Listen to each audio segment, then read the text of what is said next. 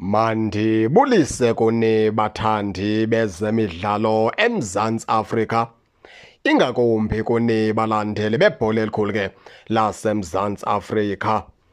Sivumeleni ke baphulaphuli size ke ne-update pha malunga noThabo Cele. Abantu abaninzi ke kudala bebuza ukubana kwenzeka lantoni napha kuThabo Cele. Sithe sake sathi ke ukuqwalasela sizama ukuphanda into yokubana ke kwenzeka ntoni napha ngoNdosi. Kwafumanisa into yokubana kuThabo Cele ukhona umfana omdala phaa ngaphakathi eNaturena.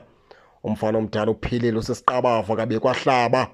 Qha into eyenzeka umfana omdala ke ebengekho kwiiplans zabaqeqeshi kuzo zonke ezi games, bebemshiya ngasemva. Kona kutsho noba kuthiwa kune-injury akana-injury umfana omdala, akabi kwahlaba uphile uligqabile vinika. Qha into eyenzekayo akekho kwiiplans zabaqeqeshi, ebengekho kwiiplans zabaqeqeshi kuzo zonke ezi games ke zithe zabe ziyadlalwa. Nawukhumbula into yokubana ke before i-AFCON uThabo Cele zangakwazi uba khona kwiimetshi zeKaizer Chiefs zonke, wayefumana umonzakalo. Xa kubuya kwi-AFCON weqiwa ziimetshi ezimbini engakabuyi kwi-injury umfana omdala, waze wabuya ke kwi-injury wadlala ke wangena ke njengelalela kwimetshi ye-TS Galaxy apha iKaizer Chiefs yaluza ngo-2-1. Waze wangena njengelalela kwimetshi Orlando Pirates betha iKaizer Chiefs phaa ngo-3-0.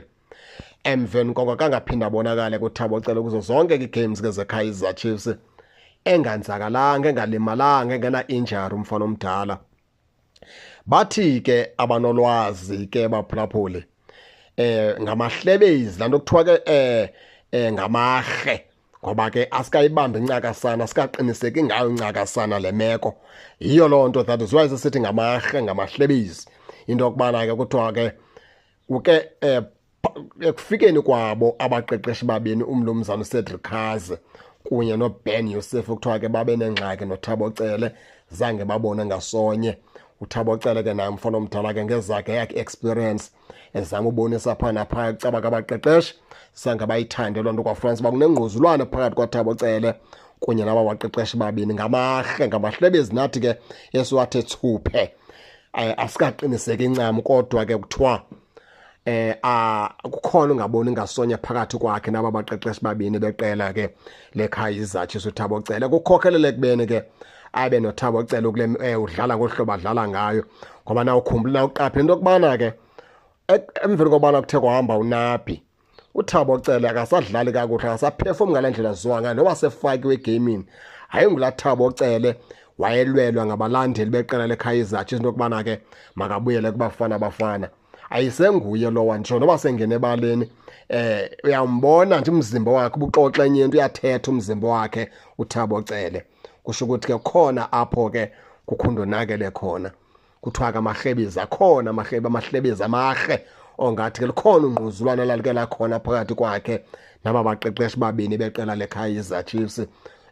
Injalo ke baphulaphula kona ke uThabo Cele ukhona, uphilile, ungumqabaqaba uligqabile vinika, akabi kwahlaba uretina nento yokubana angangena ebaleni amele iqela leKaizer Chiefs xa abaqeqeshi bethe bamnikeza ithuba lokubana makadlale. Ningangena ke nani ke baphulaphula nitsho nento yokubana ke niva njani ngale meko, nize ningakhohlwa usubscribe kule channel kuze ningaphoswa zezemidlalo endiza nothulela zona kwixa elizayo kakuhle babukeli.